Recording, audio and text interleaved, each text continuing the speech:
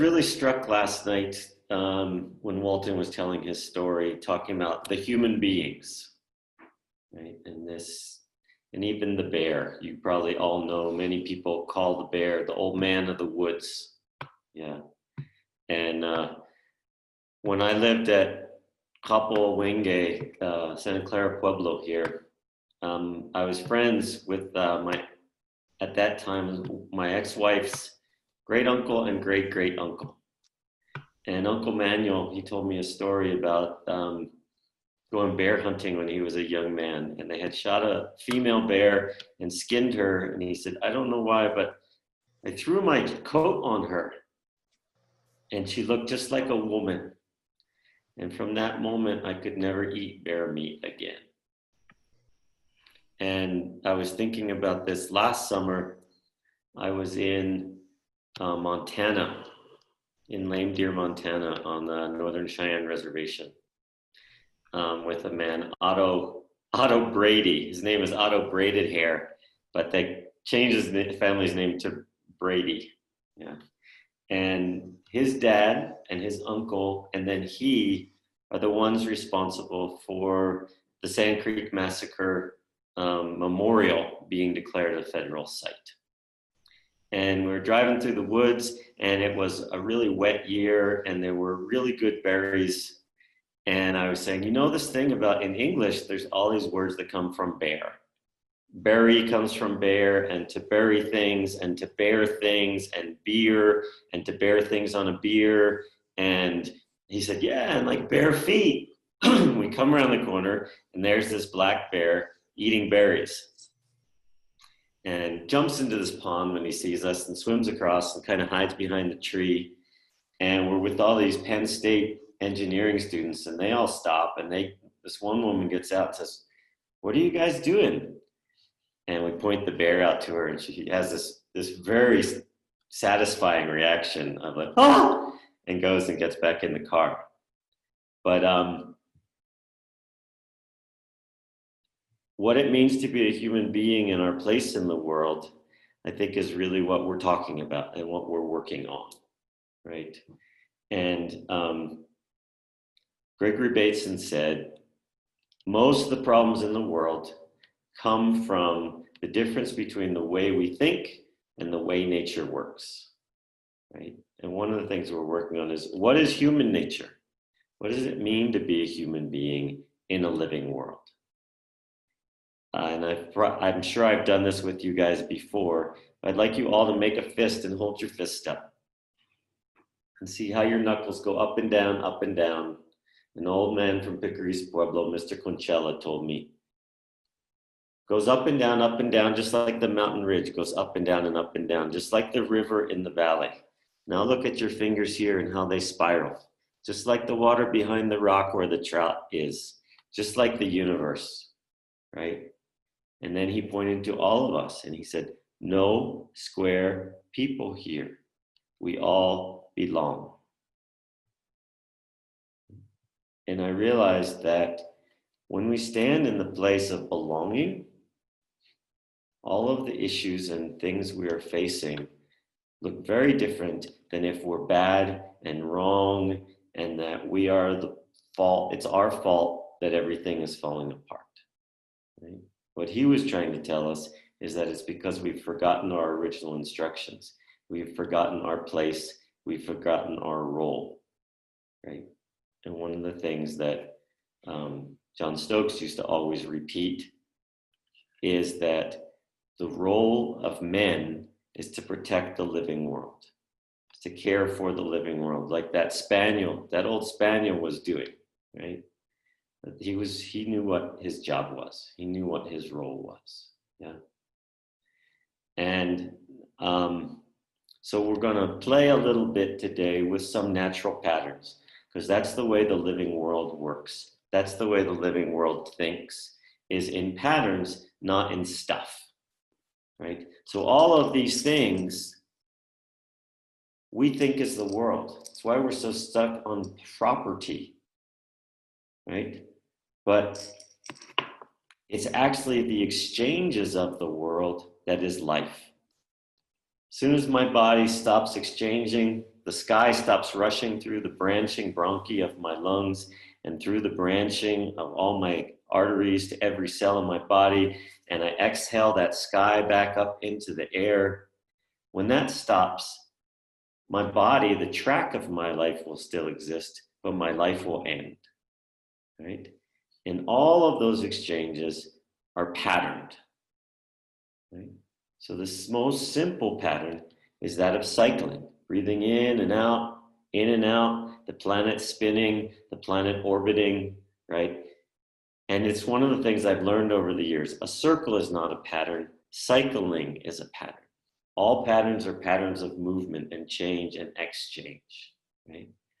And you could take that cycle and you twist it, and it becomes a wave, right?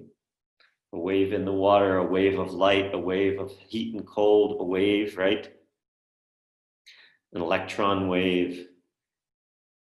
And then the next pattern is concentric rings. If you throw a pebble into a pond, and it sends those waves out in rings. The same pattern that you'll see in an onion or in the tree rings, right? It's a nested holes. And just like in the onion, right? Those rings we see on the surface of the water are the lips of bowls going down into the water, right? But those waves also go up into the air. That those rings of waves on the surface of the water are rings of waves on the bottom surface of the sky. And just as those bowls are going down into the water, they're going up into the sky. And how do we know that? How do we know when those waves in the air hit us? We hear kaplink, right? We hear the sound when those waves reach our ear. Yeah. So we've got the cycle, the wave, those nested cycles or those nested rings or nested bowls. And we could see that as layers. Yeah. So you may remember in the Thanksgiving address, who's going to climb the ladder? The people. And what do we set it on? We set it on the earth. And then we go up a little bit and we see there's water on the earth. Right? And we talk about who's in that water world. And then we see, oh, there's plants on the earth. And then there's animals on the plants. And then there's trees. And then there's birds. And then there's the winds in the sky and the clouds and the sun and the moon, right? It's all layers, just like the onion. Yeah, it's a ladder of rings, a ladder of layers. Just like in the story, right? Just like in the poems. It's a world of nested holes of layers. Yeah. And then we've got the spiral, like in Miguel's ram's horn, yeah, or in a seashell. And then the next one is the branching pattern that we see everywhere. We see it in the branches of the trees and the roots of the trees, in our circulatory system, in our highway systems, and everything else. And the beauty of the living world is that we keep thinking about it like a mechanical system. So we're going to try to restore the soils and the rivers, and we're going to fix physically the living world. But the way living systems regenerate, right, to use that same word that Joseph Campbell used in that quote I read last night, is through a viral pattern. Right? Whether it's nested rings going out, branching pattern, or a spiral, change occurs logarithmically. Anybody experienced any kind of viral change this year? Right?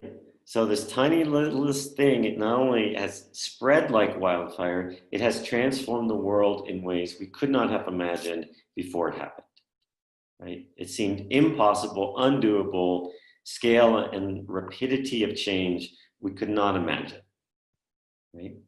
And that pattern of change can happen toward regeneration or toward degeneration, yeah?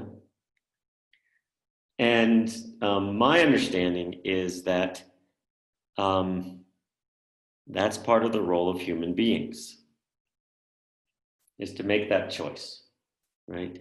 Dave Abram, who lives here, likes to say that human beings are unique in that they're able to fall in love with anything, right? You can fall in love with a river. You can fall in love with a rock, with a cliff face, with a woman, with a deer, with a truck, with a piece of wood, with a musical instrument, with a vegetable garden, a piece of earth, right? And one of the things that I've realized is that actually what we do is we're appreciators. We not only fall in love with things, we make them better, right? So those beautiful Brandywine tomatoes out of our garden were appreciated by generations of human beings from little marble-sized balls, right? Those luscious peaches off the trees, they started out as tiny little, barely sweet, fuzzy coverings on pits, right? And over generations, people appreciated them. Any craftsperson, that's what they do. Any good teacher, any singer, that they take something and they appreciate it and they make it better. They take it up to a whole new order, a whole new level. Yeah? And where we see this in the living world is what we call ecological succession. So when the land gets scraped bare, there's a large fire, bulldozers, whatever, the first thing that comes back is weeds, annual weeds, and they're trying to cover that bare ground and put their roots down. And then we get grasses and forbs, and then we start to get some kind of shrubs, and then it'll turn into some kind of forest, and then another kind of forest, and maybe another kind of forest, depending on where you are, right?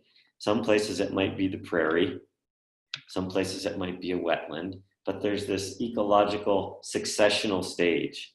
And our feudal ancestors, our colonial ancestors looking at this pattern, they thought that the pinnacle was what we called climax, right? And one of the things we found over the last 40, 50 years is subclimax is far more species diverse, right? So where I live, the aspen in the high meadow, the aspen meadows that let the sunlight in and have the flowers and the butterflies and the elk are coming in and the deer are coming in and everybody else, the chipmunks, they're far more species diverse than the dark, simpler spruce fir that is the climax, right?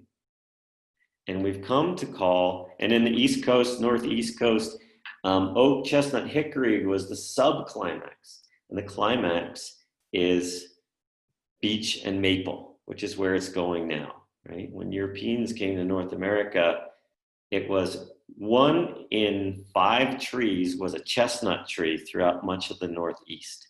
And that was because native people burnt.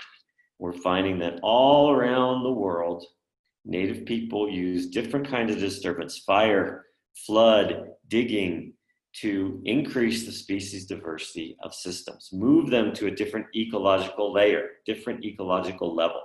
Because when they went from that climax, that very brittle, top-heavy climax to subclimax, it didn't go back to the old subclimax, it evolved, it regenerated. That's where all these new species came in.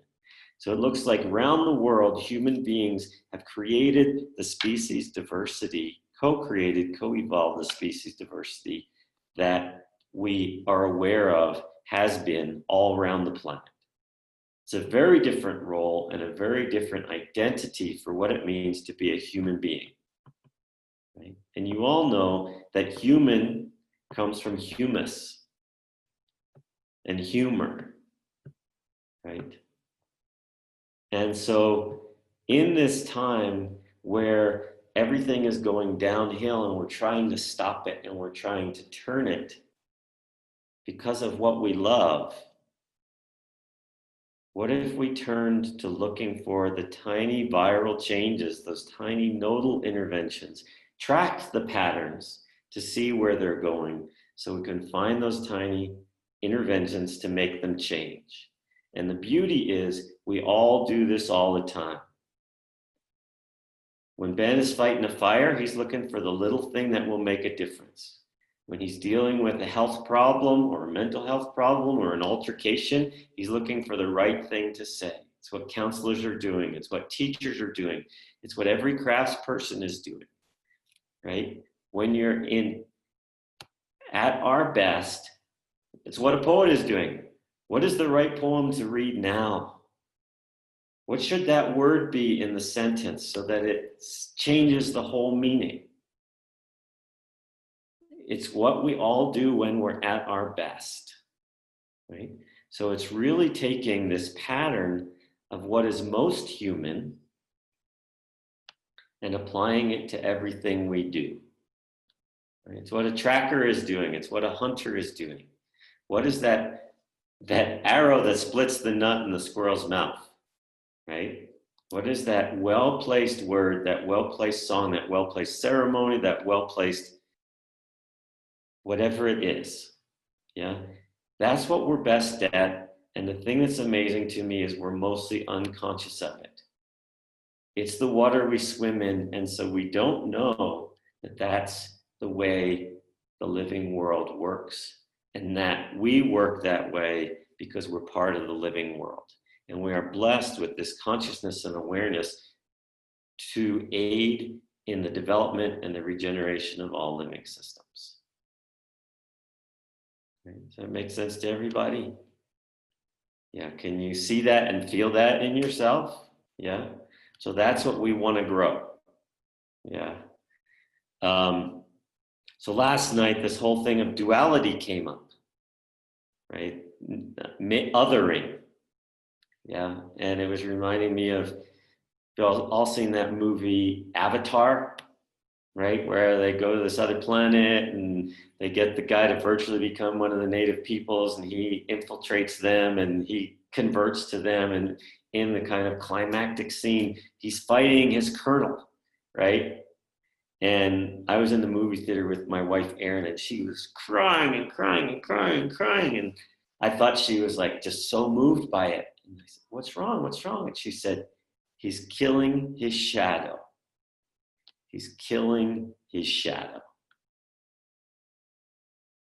And it made me realize that I was so, and it's what we do in all these stories, right? We make a monster, and then we have to be the hero to kill the monster, right? Whether that monster is climate change, the oil companies, that Cheeto guy, the people of different races, people of different religions, different species, wolves, the big bad wolf, that they're all killing our shadows.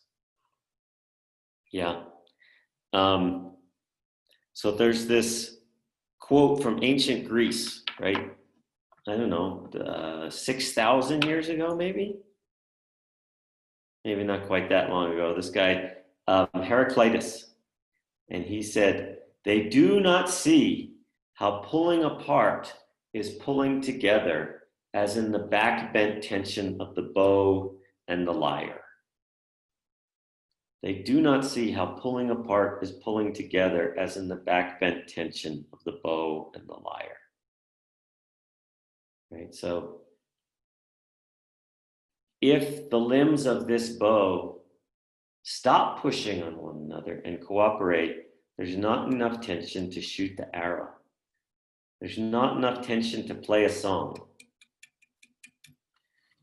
And that is what life comes from, is that tension between fire and water. And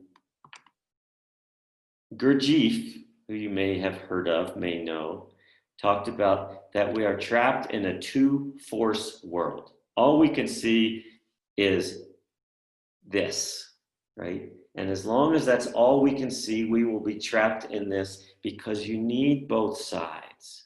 As soon as you create a yin, there's a yang. As soon as there's a good, there's a bad. I've been sharing this book with a lot of people, Sand Talk, by Aboriginal Australian man Tyson Yunkaporta. And he says that the root of all our problems is the idea of good and evil and original sin. And he says the Sumerians started it, the Romans perfected it, the Anglosphere inherited it. The world is now mired in it.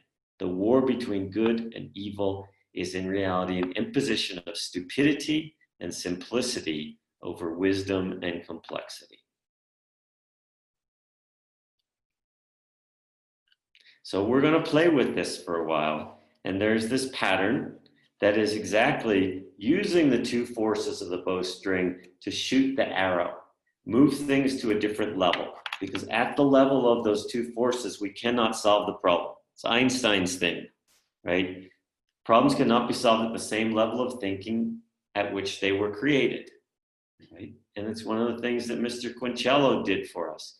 He told that story about, look at your hands, no square people here, we all belong. That was at a permaculture course where we're trying to figure out all these mechanical, mechanistic ways of fixing the living world.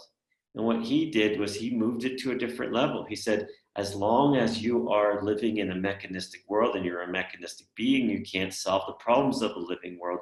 You have to move to a place where you belong. And you have to find your role and play that role, right? I've been listening to Sabon Fusome's book, The Spirit of Intimacy, and been struggling with my wife. We got 3 little kids and not a lot of time, and it ends up being this two-force world. And Sabon Fu does this beautiful thing. She says, it's not about you, it's about the spirits. As long as you live in this world where you think it's between the two of you and working it out or duking it out, you will never get there. You have to move to a different place and invoke the spirits and find what your role is. Why are we together? What are we trying to do together in a larger context, right? Just as Mr. Quincello put us in a larger context. Yeah, you belong here. And so there's this pattern that's ancient. It's behind the Trinity in the Catholic Church. It comes at least from the Sufis and probably long before that. And it's called the Law of Three. And it is that whenever something comes into existence, it will, of course, meet a restraining force. Any activating force, I got to get up and get online for the men's conference, is going to meet restraints. I'm too tired. Oh, I don't want to do it today. The internet went out. I got to go start the generator, whatever it is, yeah? And usually what we do is we try to overcome one or the other. Oh, I'll just stay in bed, screw it. Or I'll go drink a bunch of coffee, right? Or we compromise. We're taught that compromise is a good thing. Right? I'll just get on a little later. I'll turn it on, but I'll have my screen off, and I'll take a snooze. And what we're looking for, what human beings have always done, the creation is by living in the dynamic tension of opposites, right? It's living on both horns of the dilemma. So the Eskimo, the Inuit people, super intelligent, appreciators. I want to live. Oh, there's the restraint of how friggin' cold it is. What do we do now? We bring in prefab housing and barrels of oil, and that's how we make the Arctic livable. With all these attendant problems. Smart human beings said, I'll make a house out of ice. I'll make a shelter that will shelter my warmth and my life using the cold, right?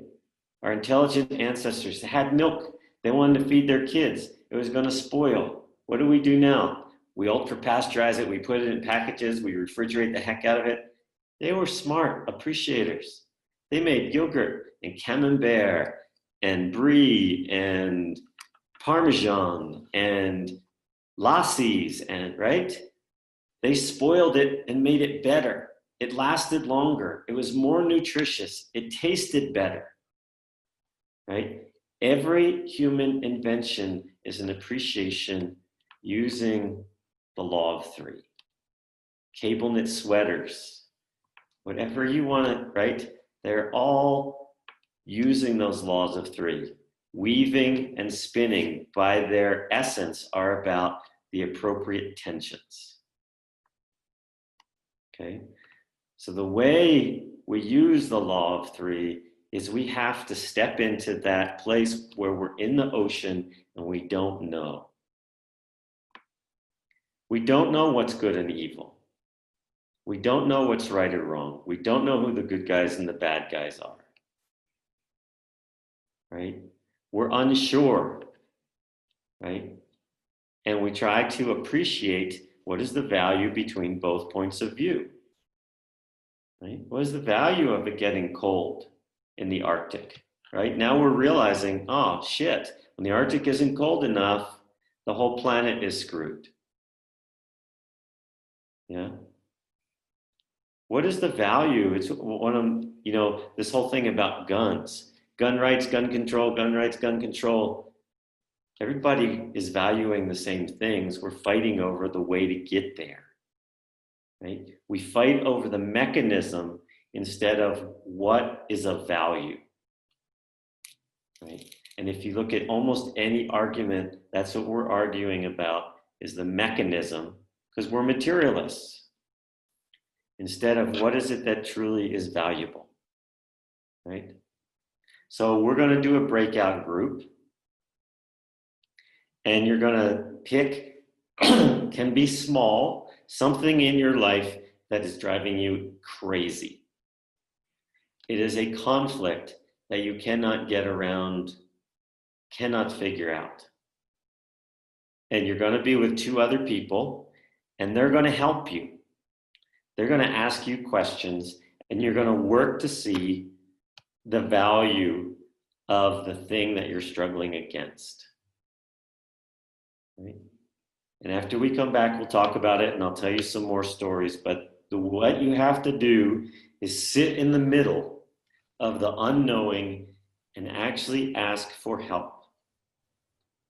Because if you think about it, if you've thought it before, you're not being creative. Right? The only way something gets created, the only way you have a creative idea is by not knowing. I don't know where we're going to go. I have to lay down my certainty and look.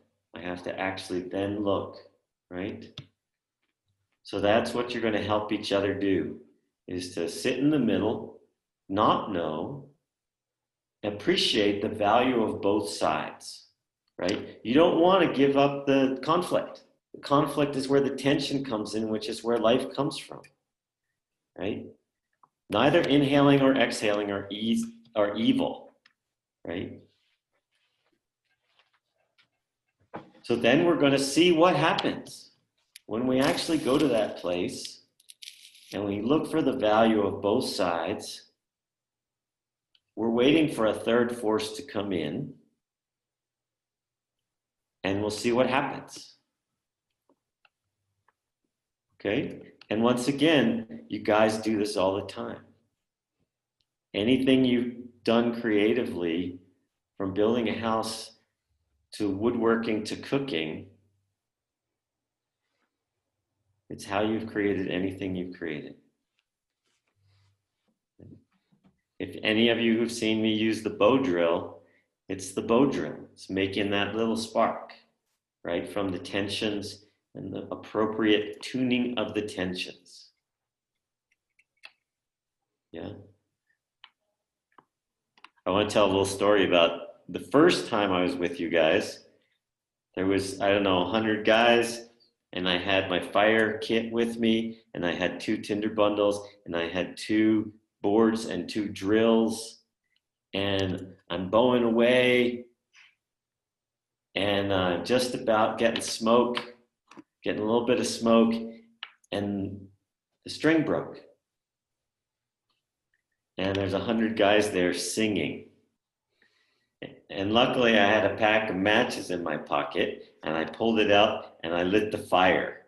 And there was only like maybe 5 guys who could see, because it was only the guys in the front row that could see, right? And it was one of those, discretion is the better part of valor. I had to let go of what was right, what was wrong, what was ceremonial, what was cool, what would make me look good, and play the appropriate role in the ceremony, right? And that was the most creative move I could have made, right? I had to value multiple things at once, not just my ego, or not just what was the right way to do it. Yeah. Okay. Any questions about what I'm asking of you?